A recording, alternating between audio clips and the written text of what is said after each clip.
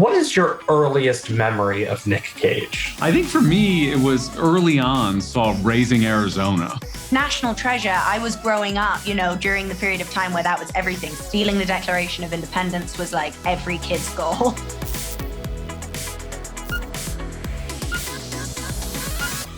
Hi, Nick. How are you? I'm well. How are you? I'm good. Thank you for hanging out with me today. Absolutely. I'm done. I'm quitting acting.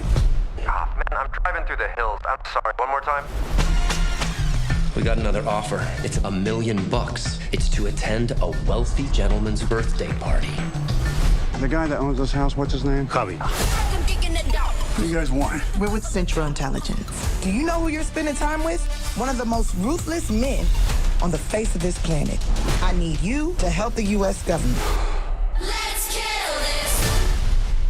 After seeing the movie and reading your Reddit AMA yesterday, it feels like you're very aware of the mythology that surrounds Nick Cage, the way the world sees you. And I wondered how long it took you to embrace the memes and the jokes and the assumptions about you. I'm a big believer in why fight something that just is. If this is a way that a new audience, meaning with the advent of the internet, which people like James Dean and Marlon Brando didn't really have, if this is a way for people to rediscover or enjoy something, then, have at it. So why not just embrace it? Why fight it? As a lover of cinema and film history, I feel like you'd appreciate knowing that my first Nick Cage experience was at a drive-in movie when I was 13 and I saw Con Air. And that experience sparked a lifelong love of drive-in movies for me. Wow. I had something similar happen to me. I saw a double feature of Dr. No and Planet of the Apes in the drive-in cinema with my father. Changed my life. I mean, it really did. That one moment when the glass breaks and the woman ages, the astronaut ages in the chamber, just terrified me. And I was kind of also amazed that it was Sean Connery kind of resembled my father in some ways. So I was looking at my dad and then looking at Sean Connery and wondering about that. I was quite young, but it was, as you can tell, it was a very indelible impression that it left on me. I'm asking everyone today about their earliest Nick Cage memories. And I wondered what your earliest memory is in terms of seeing your face on a poster or the first time you saw your name on a marquee. Ooh, I think my first memory, as far as it pertains to something like that, would be Valley Girl. There was a billboard on Sunset, which I thought was pretty cool because I was a big fan of the Doors, and that first Doors album on Sunset Boulevard was a picture that I had seen, a photograph that I always thought was really interesting and fun. And when I saw the Valley Girl billboard, I was happy about that because it reminded me of that. In the movie, modern day Nick Cage meets a version of Nick Cage from 1990. I'm Nick Friggin! Whoa, okay! Who was that Nick Cage and what kind of mindset did you have to put yourself in to play him? Well, that Nick Cage was literally picked from one of my interviews from the past. I was promoting a movie called Wild at Heart, and the title was Wild at Heart. And so I wanted to do like a wild presentation on a very proper British show with Terry Wogan. Welcome, Nicolas Cage. So I went in and did front handsprings and karate kicks, threw money at the audience, subsequently took my shirt off and put my leather jacket back on. That guy was irreverent. He was obnoxious. He was arrogant.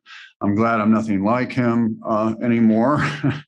But the character was a guy that I thought was doing whatever he could to become a star, a movie star. Like that was extremely important to that time. And that guy is the guy that I wanted to have almost like the villain in this movie, constantly writing contemporary Nick Cage and speaking in his ear about things which subsequently in my own life are no longer as important to me.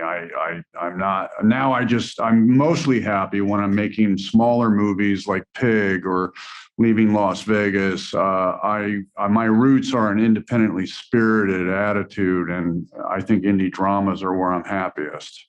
Well, I'm loving the work that you're doing recently and in the past, including this movie. So thank you so much. Thank you so much. Thank you.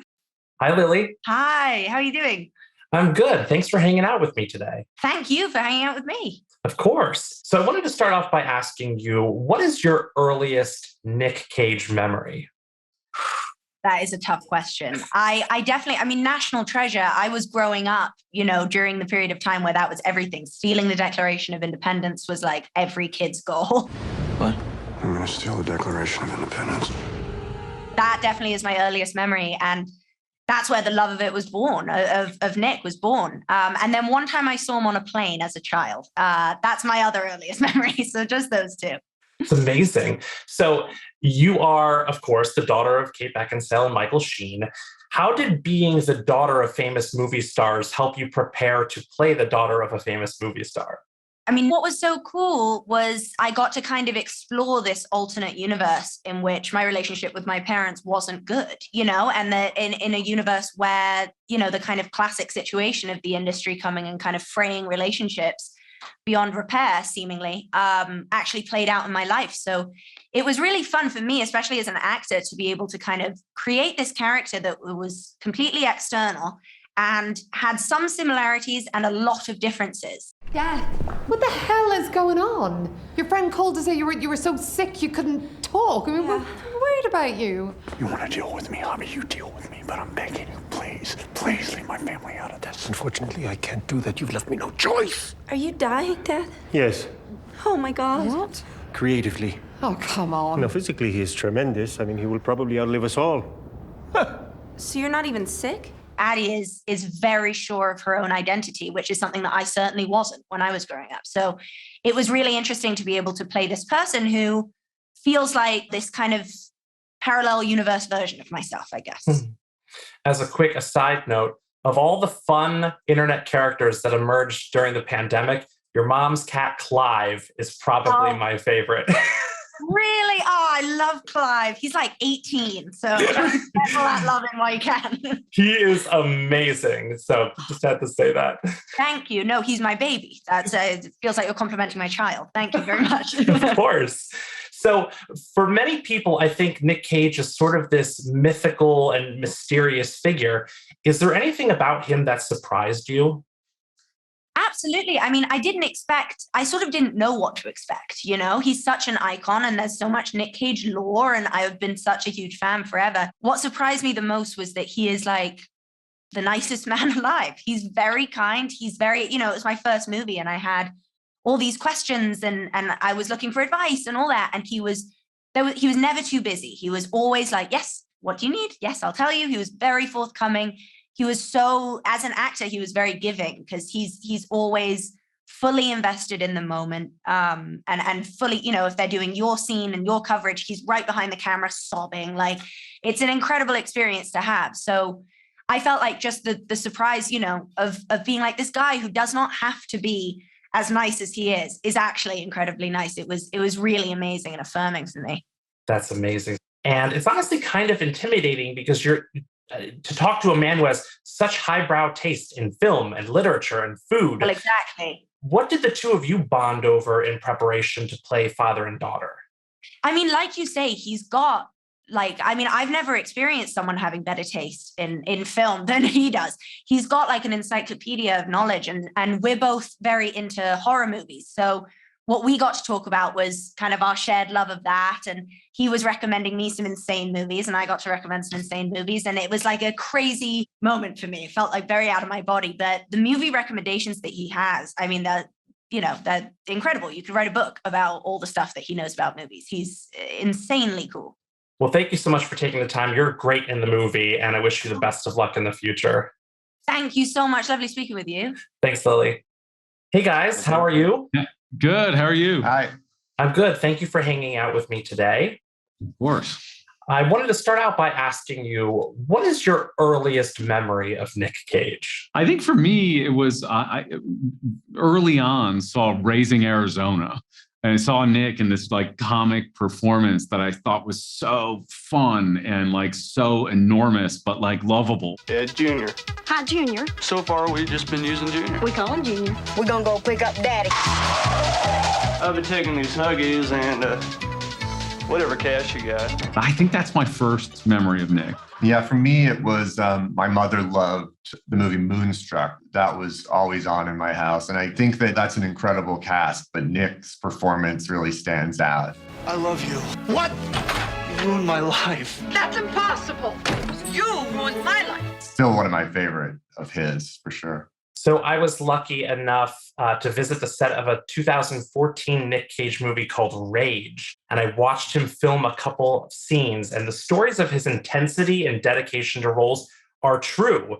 Tom, this was just your second feature film. Were you at all nervous about directing Nick? Yeah, I was incredibly nervous because like I think about all the directors that I revere that he's worked with, and it was a little intimidating. And you know, and we've been thinking about Nicolas Cage for about a year and a half, writing this movie. So he was built up in our minds even more so than he was.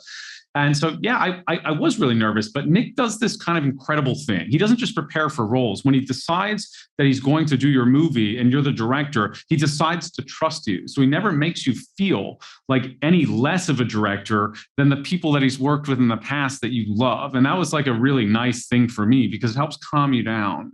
That's amazing. So when writing the script, was there anything in there that you were specifically afraid would offend Nick? A lot of what happens in Act One is setting up his character as this sort of narcissistic, at times absentee father. And so we were really nervous about how far we could push that, because obviously for the story to work, you need his character to develop from sort of this narcissist into this selfless family man.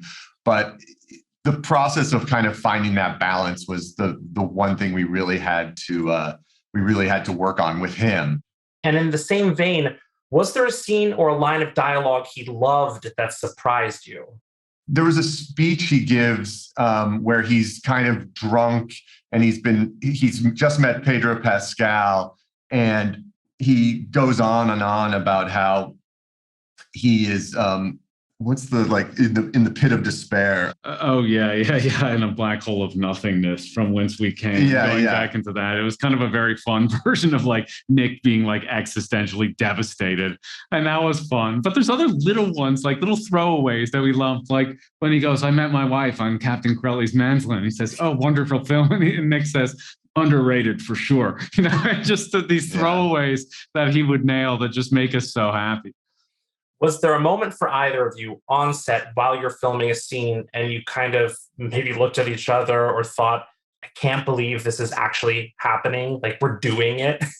I mean, for most of the film, that was the case. But there's one scene in particular that I talk about, and it's basically pulled from Leaving Las Vegas, which is Nick's Oscar-winning role. It's the highest point in his career. And for us, it's the lowest point in the movie. It's when he walks into the pool, when he's drinking the beer at the bottom of it. So we just thought, like, this is a really great opportunity to see our other hero, Pedro Pascal's character, Javi, lifting the Nick Cage character up back to the surface. And Nick came out, and we were about to shoot this. And I'm explaining to him, I'm going, you're floating down to the bottom and you have the beer and you're going to be drinking in your sunglasses. And he said, Tom, I'm going to stop you right there. I know, I've already done it. And to me, that was like, oh my God, this is so surreal. Like I'm directing Nick Cage to do it. It's just, it was a meta moment behind the scenes for us. I have a very quick one, and we've told this a little bit, that the day we were supposed to shoot the scene between Nick and young Nick at the bar, we had scripted it that young Nick would stand up and kiss Nick on the cheek. And we got to set that morning and Nick said, guys, I have an idea. I think I'd like for young Nick to French kiss Nick. Would that be okay? We were like, yes, I can't believe I'm having this conversation, but 100%, please do that. Well, I love the movie. It's so awesome. And I thank you for writing and directing it. Thank you very much. Thank you. Appreciate it. Thanks so much, guys. What's the worry here, Nick? You've lost some of your talent as an actor? No. What did he say? He says he loves you, but he went in a different direction. I'm done. I'm quitting acting. Tell the trades, it was a tremendous honor to be a part of storytelling and myth-making. Ah, fuck, man, I'm driving through the hills. I'm sorry. One more time. We got another offer. It's $1 million. It's to attend a wealthy gentleman's birthday party. I would never do that. It's the easiest gig ever. You play yourself. What do we know about this guy anyway? Is he into something strange? It's not like he's gonna want you to suck his dick or fuck his wife or watch you watch him fuck his wife. I wouldn't think so. Welcome to Mallorca, Mr. Cage. The guy that owns this house, what's his name? Javi. Is Javi gonna want me to, I am Javi. Nick Cage. God, this place is stunning. What is your favorite movie? That's one of those questions that's impossible to answer. You can't just limit it to one. Imagine me and you, I do. Is it too much? Is this supposed to be me? It's grotesque. I'll give you 20,000 for it.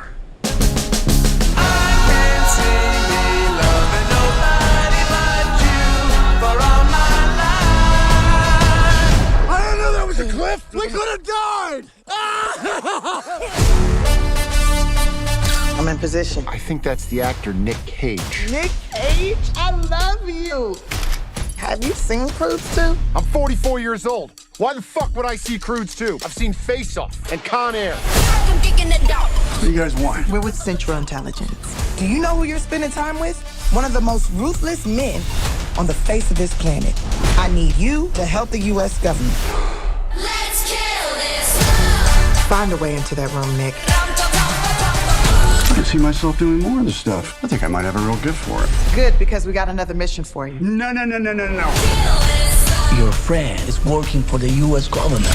Don't lie to me. Are those my golden guns? They're my golden guns. I don't want to kill you. You're the last person I want to kill. I love you. I love you. You plus me, sadly, can be dangerous. I'm Nick